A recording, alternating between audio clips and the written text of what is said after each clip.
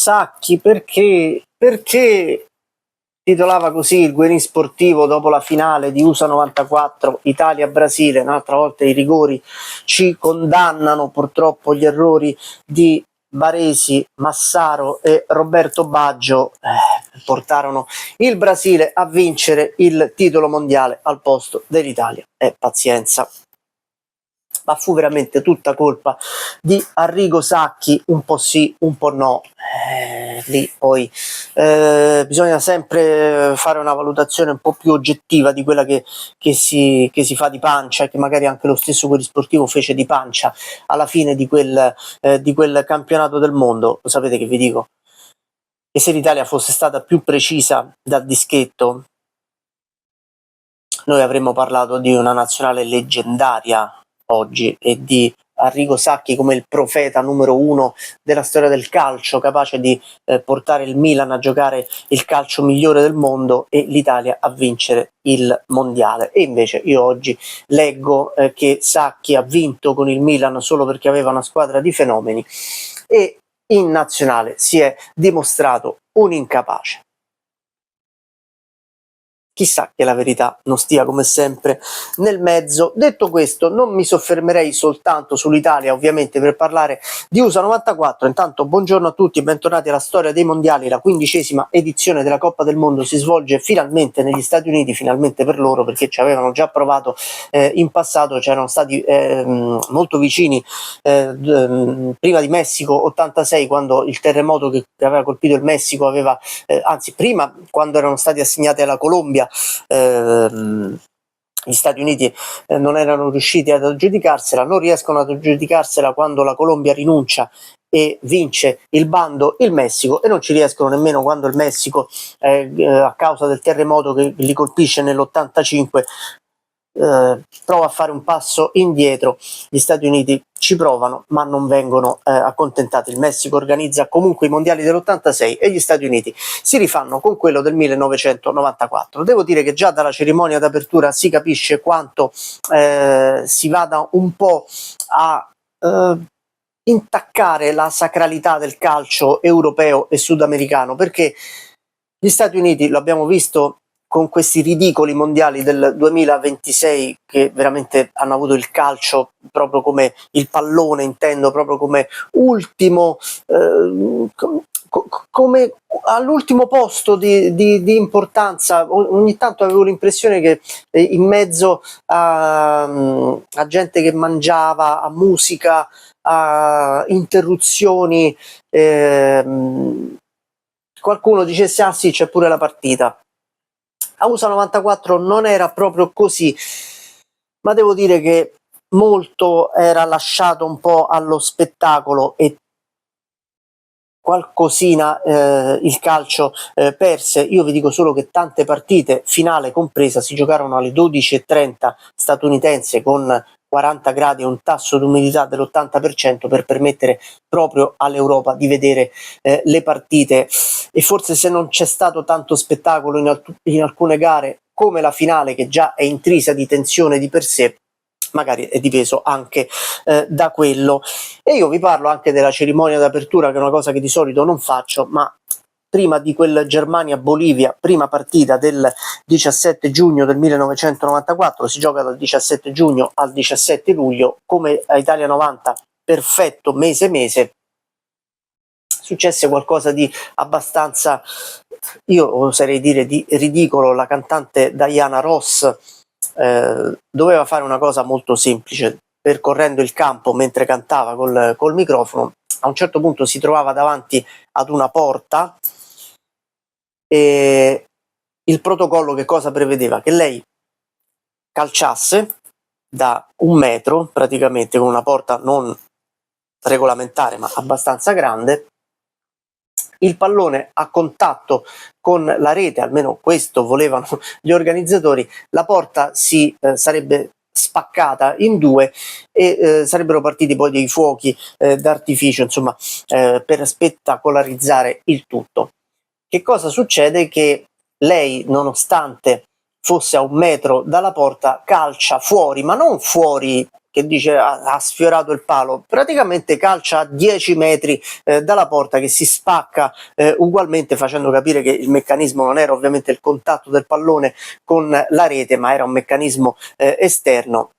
Diciamo non propriamente riuscito quell'esperimento, e non c'era manco bisogno secondo me di farlo. Comunque è l'ultima edizione a 24 squadre, è la prima che assegna 3 punti a vittoria, ed è anche la prima che verrà assegnata dopo i calci di rigore, oltre ad essere ovviamente la prima negli Stati Uniti. Le esordienti sono 3, sono la Grecia, che farà abbastanza ridere, la Nigeria e l'Arabia Saudita, che invece arriveranno addirittura agli ottavi di finale. La Nigeria in particolare stupisce per personalità, per gioco, per tecnica, per bravura atletica. Batterà anche la Bulgaria, che arriverà quarta, per 3-0 e si arrenderà agli ottavi di finale all'Italia e al gol di Roberto Baggio al 90°, che farà ciuffare agli azzurri i tempi supplementari, altrimenti avremmo avuto la Nigeria ai quarti di finale. L'Arabia Saudita farà molto bene arrivando agli ottavi di finale, che perderà con la Svezia, ed assisteremo al gol più bello dell'edizione di quei mondiali, quello di Al Owairan contro il Belgio, che è un gol che è una storia che vi ho raccontato. Uno dei primi video che feci fu proprio quello su Al Owairan, lo potete ripescare nella playlist di questo canale, perché la storia di questo calciatore non fu soltanto quel gol, fu anche tanto altro che poco ha a che vedere con il calcio. Ascoltatela, se volete recuperatela, perché è molto interessante. Le favorite sono la Germania, anche se inizia a scricchiolare quella squadra che aveva vinto il mondiale del 1990, l'Italia, che sembra abbastanza matura, l'Argentina, il Brasile, e grande considerazione ce l'ha anche la Colombia. Anche qui c'è una storia che vi ho raccontato, quella di Andrés Escobar, che fu poi incredibilmente assassinato dopo l'autogol contro gli Stati Uniti. La Colombia gode davvero di tanta stima e di tanta considerazione, disputerà un mondiale assolutamente al di sotto delle attese e finirà fuori al primo turno, non arrivando neanche agli ottavi di finale.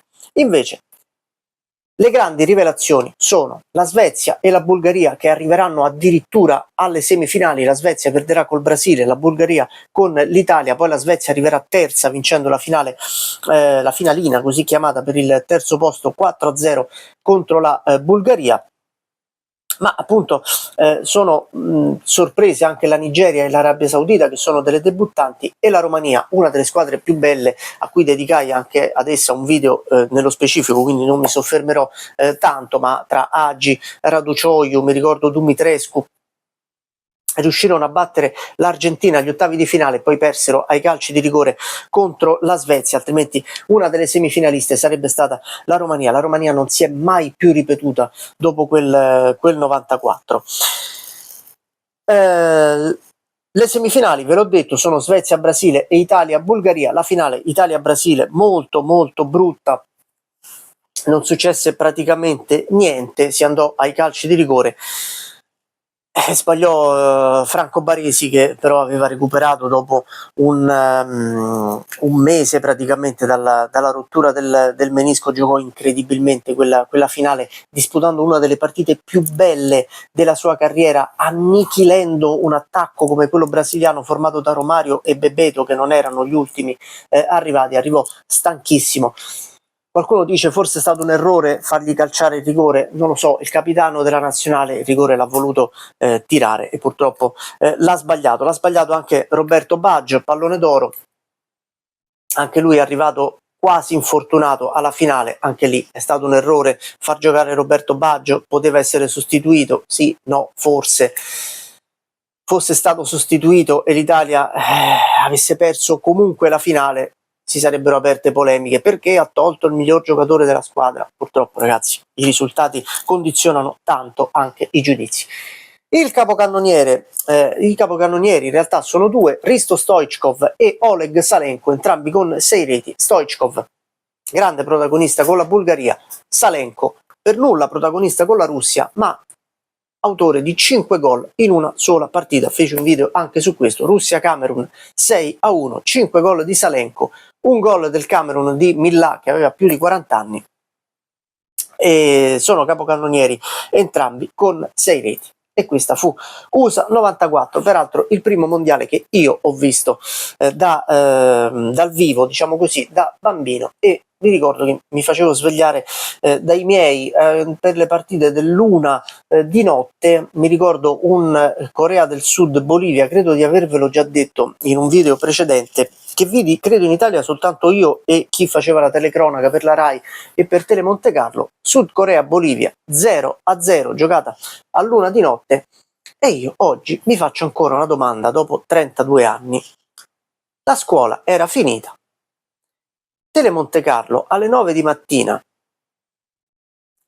metteva in onda la replica della partita dell'1 di notte, non c'era internet, bastava che nessuno a casa mi dicesse com'era finita la partita, io potevo non svegliarmi all'1, svegliarmi alle 8:30, alle 9 meno un quarto, fare colazione e guardarmi quasi come se fosse in diretta la partita della notte precedente.